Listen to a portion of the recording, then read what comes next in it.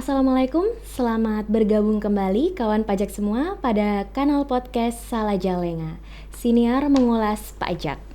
Oke, acara podcast kantor kita, Kantor Pelayanan Pajak Rababima, Direktorat Jenderal Pajak. Bersama saya Indah Puji Lestari. Pada kali ini kita akan mengikuti perbincangan yang hangat begitu ya, dengan narasumber yang istimewa tentunya. Dan berbahagia sekali saya pada kesempatan ini membawakan podcast dengan narasumber yang luar biasa.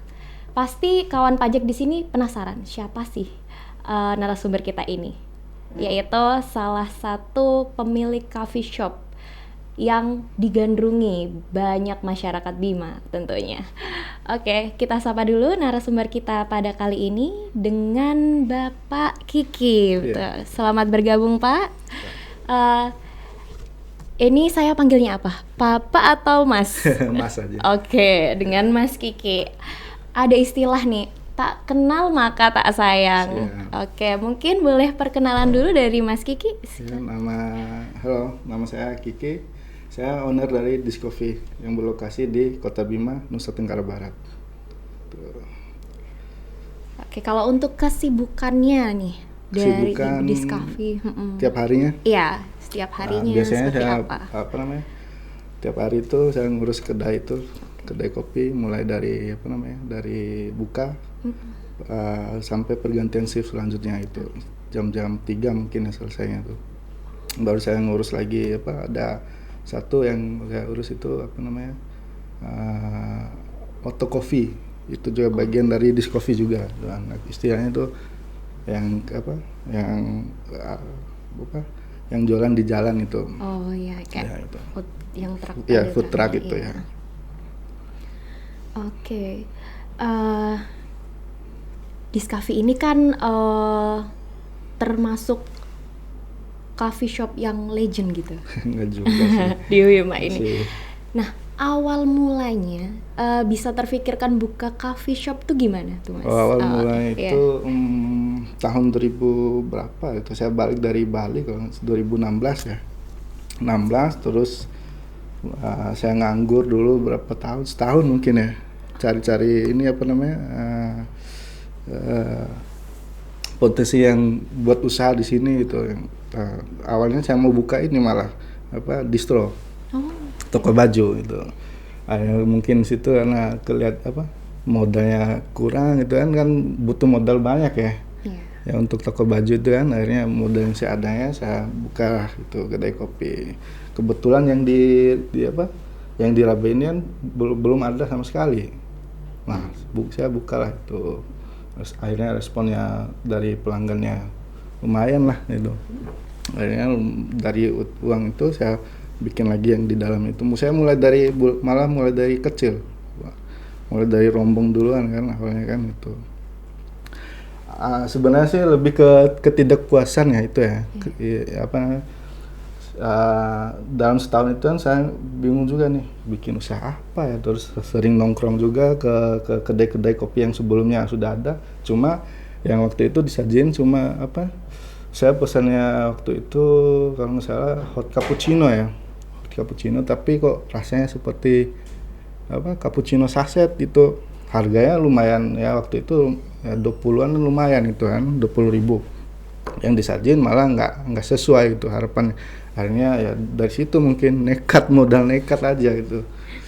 Berlanjut lah sampai sekarang itu. Akhirnya bisa buka lagi yang satunya Auto Coffee itu. Tuh. Kalau untuk Auto Coffee sendiri tuh berarti ini ya setiap hari juga kayak Iya, sama. gitu. Discovery buka, Auto Coffee juga buka itu. Oke, ini menarik sekali ya tentunya dari awalnya yang dari ini ya kecil dari Ya dari rombong ya. rombong terus kemudian bisa sampai Malah sebesar pelanggan ini gitu. pertama saya nih anak-anak sini juga, anak-anak pajak ini. Oh, Yang yang siapa tuh yang ada lupa juga namanya. oke.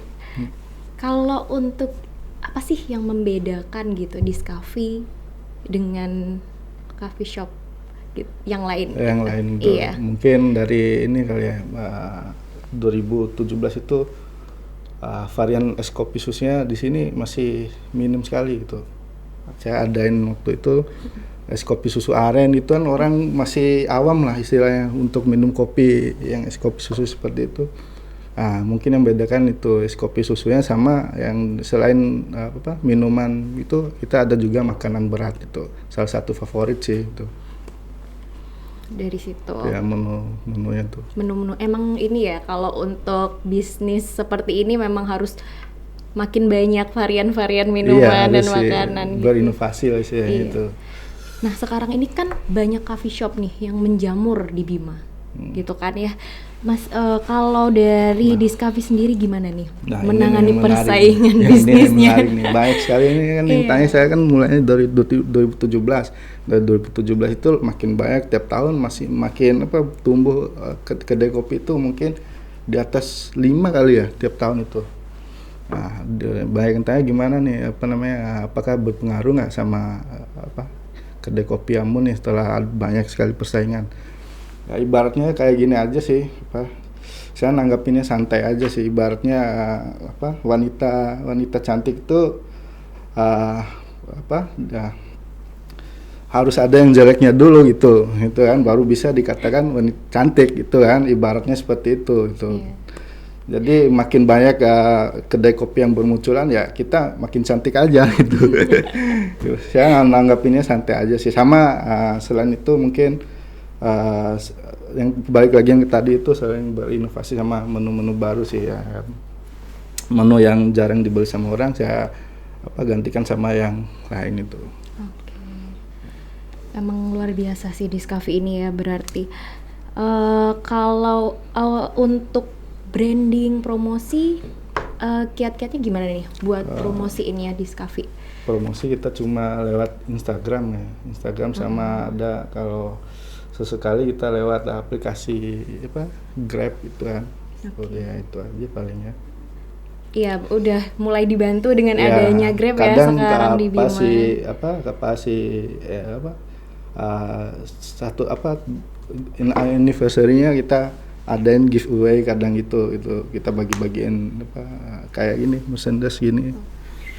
Setiap tahun ya? Enggak juga sih, misalnya kalau 3 tahun ini kan yang waktu itu 3 tahunnya ini kita bagiin gratis. Sejak awal 2020 nih Mas, kan terjadi pandemi sampai sekarang. Seberapa besar sih dampak pandemi buat Discovery? Itu sih luar biasa sekali itu karena dampaknya itu mungkin berdampak sekali sih. Di bulan pertama itu kan hampir saya tutup selama kurang lebih 2 minggu karena gaji karyawan sama bahan-bahan nggak menutupi lah istilahnya itu, daripada minus lebih baik ya ini aja tutup aja sementara sampai keadaan lebih membaik lagi gitu.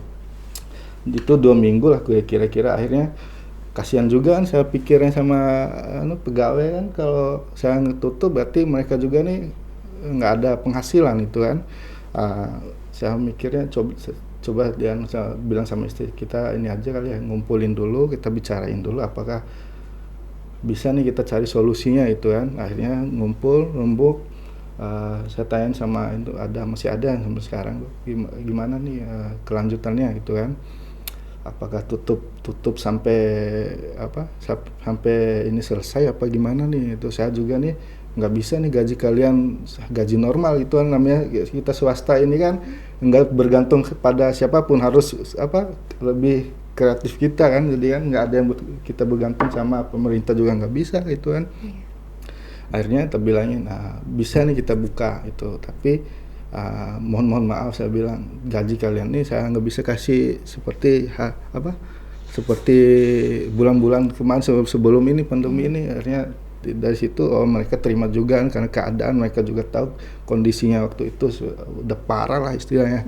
Alhamdulillah bisa bertahan, akhirnya mereka mau lah dengan keadaan itu digaji dipotong tuh, potong setengah lah kalau dulu. Akhirnya jalan tiba-tiba dibuka lagi lah sama pemerintah itu PPKM. Udah mungkin bulan keempat mungkin itu habis selesai Lebaran mungkin alhamdulillah di situ ramai kembali itu. Oke, emang lika-liku pandemi ini Iya, cukup berdampak besar iya, ya. Lagian saya kasih tahu juga, lagian bukan kita sendiri aja nih yang ngalamin nih, seluruh Indonesia malah seluruh dunia malah. Syukur-syukur kita masih bisa berdiri sampai sekarang kan dampaknya kan luar biasa sekali itu. Iya. Sampai ada yang tutup, gulung tikar, baru buka usaha akhirnya tutup kembali. Iya. Karena pembatasan juga ya dari Iya. jam buka yang Iya. biasanya bisa sampai Iya, benar malam itu. gitu. Betul. Nggak bisa nongkrong di tempat, nah kan Iya. lokasinya kan lebih ke banyaknya lebih lebih suka nongkrong di lokasi tempat gitu kan. Tiba-tiba di cut gitu, Iya, susah betul. gitu. Ya. Oke. Sebelum kita ke pertanyaan penutup nih, pertanyaan berikutnya ya Mas ya. Ya. Nah, kan di sini buat kawan-kawan yang ada di Bima ataupun yang mau datang dan baru datang di Bima, siapa tahu nih ada yang belum tahu apa sih menunya Discovery ini apa aja gitu. Menunya sih lebih ke varian kopi ya. Kopi terus selain kopi kita juga nggak banyak orang yang tahu nih, kita juga banyak varian makanan itu. Makanan beratnya salah satunya itu ada nasi purpela itu yang paling banyak diminati tuh ya. Nasi itu banyak yang nggak tahu nih kalau orang-orang luar apa sih nasi purpela itu. Nah, kita jelasin nasi purpela ini ikan menjangan yang ditumis itu. Ini salah satu menu makanan daerah khas daerah Bima. Iya, itu nasi ikan menjangan, nasi purpela itu. Untuk varian kopinya sama itu. Kalau untuk menu best sellernya nih Mas, best seller dari semua menu yang ada ya. Iya. Dari kita lihat statistik ini sih, dari laporan ini sih lebih ke ini ya. Ada 2 yang salted caramel sama ice coffee caramel macchiato. Itu yang paling banyak. Ya, untuk kopinya. Kalau makanan itu yang tadi itu nasi purpela itu. Iya, karena orang pengen nyoba ya khas Bima. Masih ada loh yang ini ngepromoin di sini, ngejual gitu ya. Karena emang sudah jarang ya Mas ya daging menjangan ini ya. Sebenarnya itu dilindungin itu sebenarnya. Oke, kita sudah di penghujung podcast kita pada hari ini. Ada nggak sih pesan dan kesan terkait pelayanan KPP Pratama Raba Bima ini? Selama ini yang sudah Discovery banyak kenal orang di sini juga. Saya nggak ada masalah sih, malah saya dipermudah sama teman-teman di sini semua. Mungkin karena kenal ya. Apalagi dekat kan Discovery sama KPP ini, kantor ini kan. Jadi nggak pernah ada masalah sih, malah dipermudah itu. Apa-apa saya misalnya kayak laporan SPT tahunan itu ya itu. Tuh. Enak bisa langsung datang juga ya. Oke, ini menarik sekali ya tentunya kawan pajak semuanya. Mungkin ini nih bisa dipromosikan dari Discovery menunya atau dari sosial medianya biar kawan-kawan semua tahu nih di mana sih Discovery, gimana sih menunya biar gampang kita cari referensi buat sebelum kita datang ke Discovery nih gitu. Nah, yang belum pernah ke Discovery ini boleh datang di lokasinya itu di Raba, depan Pasar Raba. Ada banyak sih varian selain minuman, ada banyak varian makanan juga itu. Oke, sekali lagi saya Indah Puji Lestari mengucapkan terima kasih banyak kepada owner Discovery dengan Mas Kiki. Terima kasih banyak sudah bergabung, semoga sehat selalu dan terima kasih sudah berkontribusi, sudah mau berbagi ilmunya dan informasinya kepada kita. Untuk kawan pajak yang tertarik dengan video seperti ini, silahkan kunjungi di YouTube kami, ada banyak sekali video podcast Salah Jalenga di situ. Jangan lupa juga subscribe YouTube kami di KPP Pratama Raba Bima. agar tidak ketinggalan video-video lainnya. Kawan pajak juga bisa follow akun sosial media kami di @pajakrababima di Instagram, Facebook, Twitter maupun di TikTok. Sampai jumpa di video podcast selanjutnya. Saya Indah Puji Lestari pamit undur diri. Terima kasih.